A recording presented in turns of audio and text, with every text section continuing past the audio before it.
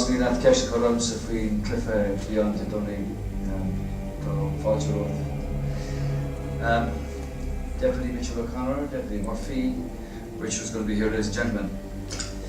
Well, could talk about the match all night. You prepare for these things very assiduously, and I would say fair play to the Dubs. Been a great victory for them, and we have no excuses. Unfortunately, despite the fact that you might want sentiment or sympathy to win in sport for you, it doesn't apply. You have to win it on the pitch. Our people understand that and they recognise it. And while sport is cruel, it reflects life in many ways. You've got to prepare, and while you prepare as assiduously as you can, sometimes it doesn't work out the way you think.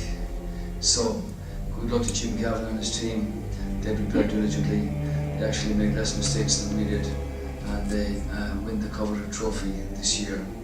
It's difficult for young men to actually prepare as assiduously as they do and find that something drifts from them on the day in question, but that's life. So we've been through the field of hard knocks on many occasions. Good luck to the Dubs, they're worthy champions for 2013. Now I came out here to Killiney to this public meeting this evening to talk to you about the referenda on the 4th of October.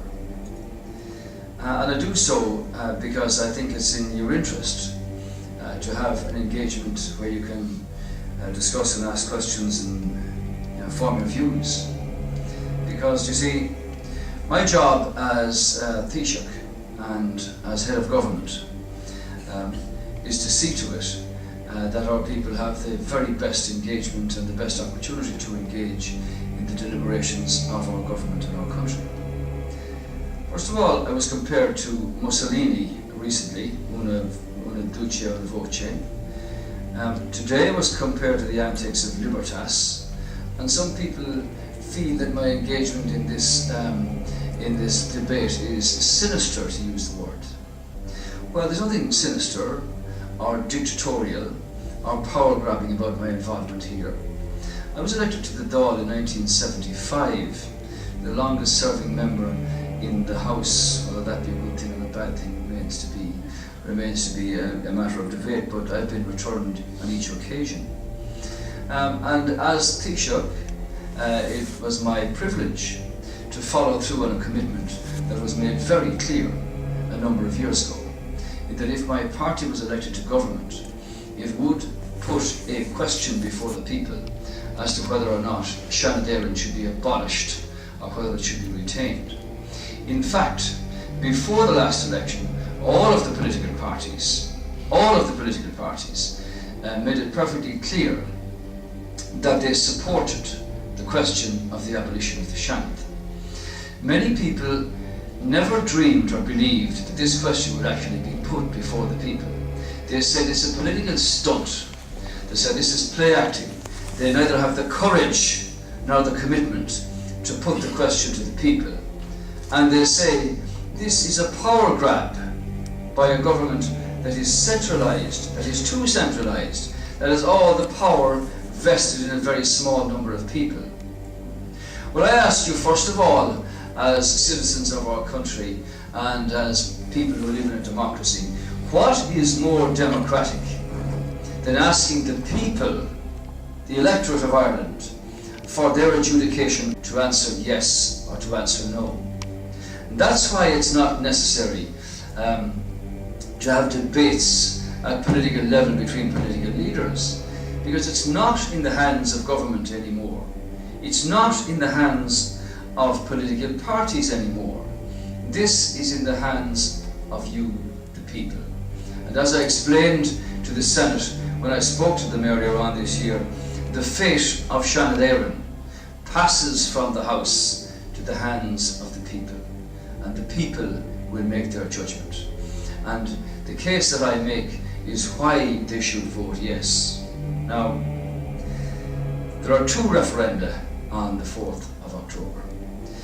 We have a situation where it's now taking 4 years to get into the Supreme Court for cases that are very sensitive and very difficult and so on. Many of these could be related to family circumstances arising from tragedies or medical cases or accidents or whatever else. And given the fact that these weights are inordinate and just not acceptable, the question is whether you should give the government authority and your imprimatur to set up a court of civil appeal, which would be able to deal with many cases coming from the High Court to that Court of Civil Appeal and be dealt with in finality there. That does not mean that some cases would still not continue on to the Supreme Court, would not be a case of depriving people of natural justice or matters of public interest, but it would allow for a new court system with new judges to deal with cases in a much more expeditious fashion than currently applies when they've got to wait for 4 years, which in its current process would actually probably get extended in the time ahead. I don't think that there's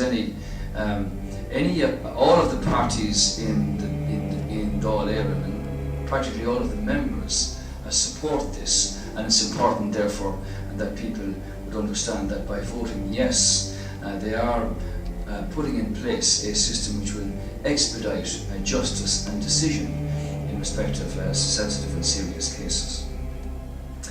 The second referendum is in regard to Shannon Éireann. When I spoke at the McGill School a number of years ago, I said I would consider the question of reform of the Shannon. And I have very many good friends in the Shannon, both there now and those who would have served over the years. And when I looked at it in some detail, the fact of the matter is that whatever way you want to shift it around, it still remains a minority, discriminatory situation that is not elected in the way that the Dáil is. And if you want to replicate the Dáil, well then that's not any good either. I see propositions and proposals to have people from overseas given the capacity to vote in some sort of reformed Shannon. The Senate was never a second house, really. It was a break on the proceedings of the Oireachtas, and it's only used its power to delay legislation in very rare occasions. I think it's once in the last 15 years or thereabouts. So the question then is, what does the Senate do? What is its function? Is there any function that the Senate has that you cannot put into a changed Dáil? Now, this is not something that was just thought about in the blue. So we've got a process here that was very clear before the last election. Today in the House I had questions about why this wasn't referred to the Constitutional Convention. The Constitutional Convention is a very worthwhile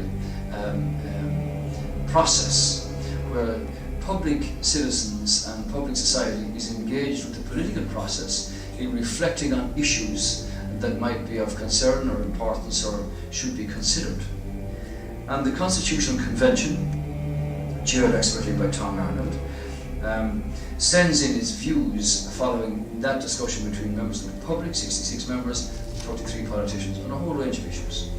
And what the commitment that we gave them was that if government decided to accept the recommendations or any of the recommendations of the Constitutional Convention, that we'd set out what we propose to do about that by having a referendum or whatever is necessary. And the question was being asked, well, why didn't you refer this to the Constitutional Convention?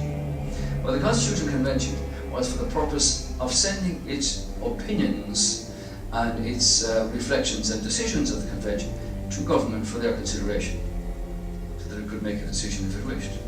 But in the case of the Shannon, we'd already been very clear about this, both before the election, in the programme for government, and following government decision, that this question will be put. And so it is on the 4th of October. And what the people are being asked is to vote yes or to vote no. Because I've had all the permutations in between. Now, as I say, I've been around on for many occasions. This book here is Bunracht and Heron. This is your book, the people's book.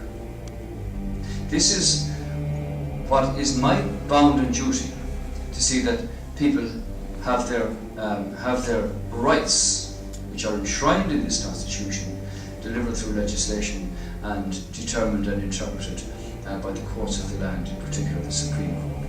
And Article 28.4 of your Constitution says the government shall be held to account by Dáil Éireann.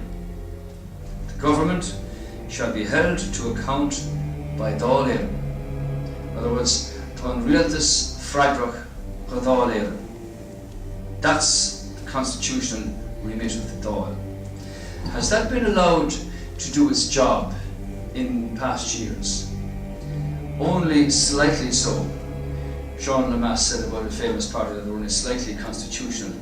It's never had the full engagement of civic society or people in the way that I would like it to see it happen and that I will see it happen. The founding principles of Seanad Éireann were that the persons to be elected and appointed would reflect sectors of Irish civic society in a way that was not prevalent in other fora. But that didn't happen either, except in very rare cases, because it was hijacked by the political system and by the parties of politics, including my own. And the appointments that I made to the Seanad were, I think, the most independently minded people of many years. They were never contacted or asked by me afterwards to vote on an issue in support of the government. They made up their own minds. So what I want to do in the way that Dáil is being changed is part of the process of change of politics that this government is implementing. Like the ending of corporate donations, like the taking away of many of the facilities and perks that were there for ministers and Taoiseach and all of that stuff. Like the changes, the reduction in the Dáil itself in terms of numbers. Like the removal of the town councils and getting rid of 600 councillors. The amalgamation of local authorities and town and city areas in a number of cases. And reforming local government so that there's a rebalancing of the powers of the elected representatives versus the county managers in their capacities as chief executive officers. And part of this process is to change the effectiveness of the way that Dáil works. Now, for those of you who will appreciate the way that legislation is drafted and all of that, there are several stages that are gone through. What happened in the case recently of the Protection of Life During Pregnancy Bill is an example of the way that civic society can engage with the government of the day and with the parliamentary process. We're one of the few countries of our size and population that has a bicameral system. And my view is that we can change the Dáil and the running of the Dáil and the preparation, analysis and consideration of legislation so much more effectively if we make a few fundamental changes. And that applies in the way that that bill was drafted, the Protection of Life During Pregnancy Bill, where the Cabinet agreed that heads of a bill should be prepared. That in the preparation of those heads of bills, that the chairperson of the relevant committee considers the request from the Minister of the day, and that then takes into account views from civic society, organisations, agencies, individuals, groups or whatever. There are hearings, there are proposals, views put forward and so on. And it gets a thorough consideration and analysis, and a report is prepared for the Minister. The Minister analyses that report and brings recommendations based on it to government for consideration. If that's approved, it goes off through the parliamentary draftsman's process to have the legislation drafted. We then wanted to go back to the Dáil for discussion, second stage, the committee hearings, the fourth stage, and under the new system, if the people decide to abolish the Seanad, there will be a pre-enactment stage that it goes back again to that committee and say, have we missed anything here? Is there something outstanding that has happened since this process began, and deal with it that way. And the final end of all of that will be that when the bill is enacted, the Minister of the day will come back and engage within 12 months and say, is this thing working effectively? Is it doing the job it was supposed to do, and all of that. and that will fulfil clearly and demonstrably in a very effective and comprehensive way what was originally the founding principles of Shannon Éireann, that civic society and sectors should be engaged in a far more meaningful manner. And as I said, that didn't happen over the years. Despite the fact that in the document you have before you, which sets out the background, the executive summary and all of these things, there were so many reports prepared over the years with views about how you might change the Shannon. None of them were acted upon. None of them. Because the process didn't have the courage to put the question. The question is being put now.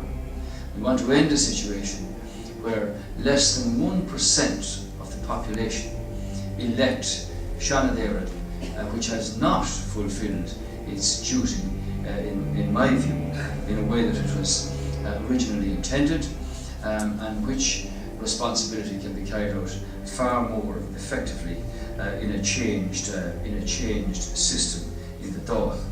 Now, those of you who are here who will have voted in the Shannon election will know what I'm talking about. Back in the 1970s, when I was elected myself to the Dáil, we'd have the Senate elections following a general election. And of course the hurdy-burdy started around the country to talk to the 900 councillors of all parties and none about who they might vote for. And I saw the ballot papers myself, and they were being counted. And some of them would have marks with the red biro, and the same ballot paper you'd have marks with the green biro, not because they were from my county, red and green, but because they were identifying marks that councillors would have said to candidate X, I'll mark it in green for you. So you'll see when the paper comes out that I'm giving you the number that I said I would. And other people have said, I guarantee you, you're going to get the number nearest to 1 when I vote for you. Which way you want to put that is up to yourself.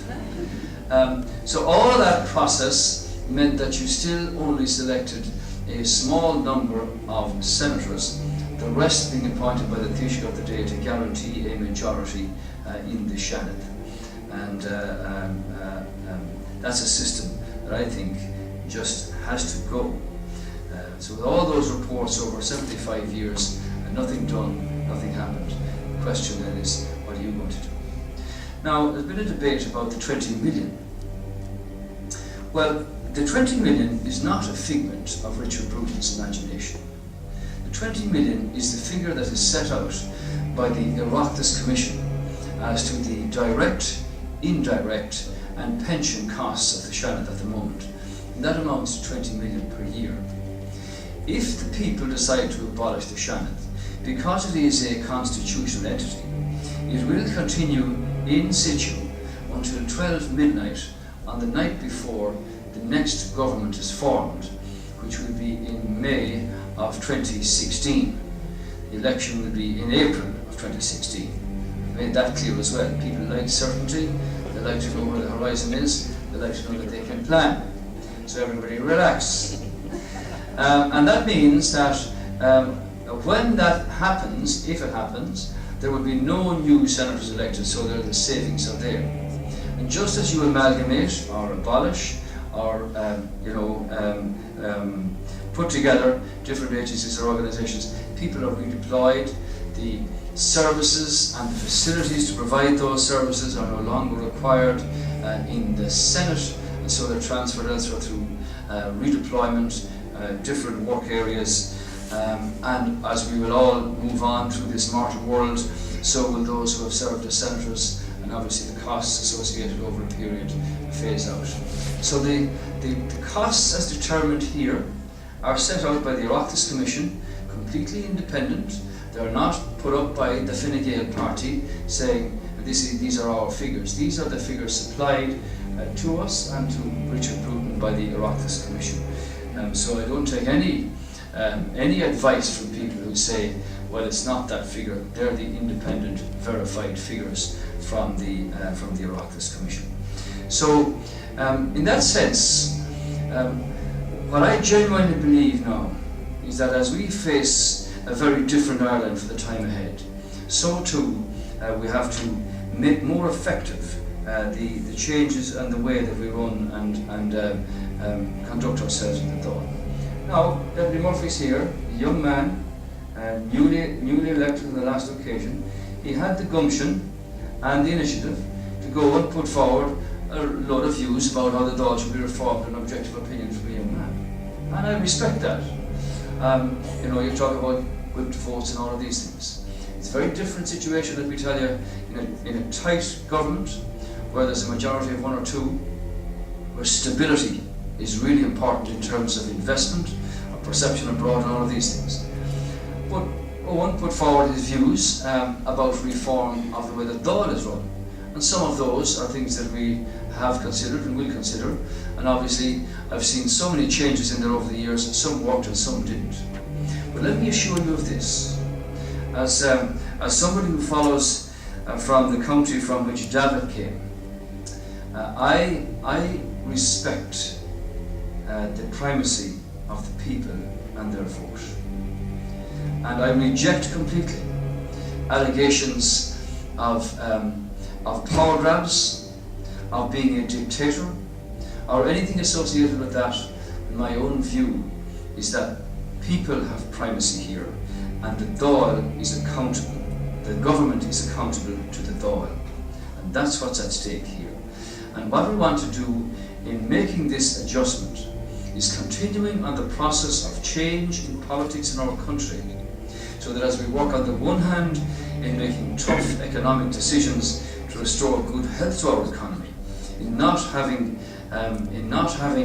a situation where our young people have no platforms and no hope, such as we discovered 3 years ago, when we were blocked out of the international markets, when interest rates were 15%, when we neither had cohesion, nor structure, nor integrity, nor reputation, nor a sense of trust. At least people in a democracy are entitled to their view. And the view of government is very clear. Put the question to the people. I have never failed to respect the views of the Irish people, because when they make their decision through on Bosca Tábhachtán, that is their view, and nobody can argue with that. So I'm here along with Richard and Owen and Mary to say that I genuinely believe this as the longest serving politician in the Dáil. The time has come to take a new direction of effectiveness in the way we do our business. And one of the issues to be considered that I cannot implement without the help and the imprimatur and the approval of the people is the question facing you on the 4th of October about the abolition of the Seanad. And in that sense, we ask people to vote yes. There is no government campaign here. There is no government campaign, because arising from the court case which followed the children's referendum, the government were obliged, and did so immediately, in following the directions of the court in the way that communications were set out about what the issues were. So we provide money through the votes of the Department of the Environment and the Department of Justice, so that the Independent Referendum Commission, you've heard the respected Justice on the radio speaking independently about her job and her Commission's job to explain to people completely objectively what's involved here. So the government are not running a campaign, but the parties in government are running individual party campaigns, which is why we're here. Therefore, there is no there's no documentation supplied on these kinds of meetings from government sources. The officials who worked on the proposal in the Department of the Taoiseach, because I was a sponsoring minister in that sense, did work on the proposition, which then went to the parliamentary draftsman for drafting the legislation. So in that sense, this is perfectly open, perfectly above board, perfectly accountable. However, the question is for you to answer. And I believe that when the people look at the two questions facing them, they will vote yes for a new court of appeal, and they will vote yes for the abolition of the Seanad. I am putting in place changes in the way our Dáil is run, our Parliament, so that you, the people, will see that the government, which I represent, is held accountable by the Dáil. One of the last occasions where I can remember this happening was in the case where monies were taken off elderly people in geriatric homes for their stay there. And there was a court case about this, and there was a determination. And it came because of opposition members pointing this out repeatedly to the government of the day and holding the government to account by virtue of opposition meant that changes were brought about in that. When I was asked today by one of the opposition leaders, what is the role of opposition in here? The role of the opposition is to hold the government to account. And the responsibility of government, in a sense of clear leadership, is to give them the opportunity to do that. And that's what's happening here. And part of the process of change in politics is to ask the people for their approval to remove and abolish Sean Éireann. And I hope that on the 4th of October they give a resounding yes to that question. It is in the nation's interest to be more effective, more accountable, more transparent and more engaging with the people of our country in the drafting, the consideration, the analysis and the implementation of the laws of our land. Thanks very much.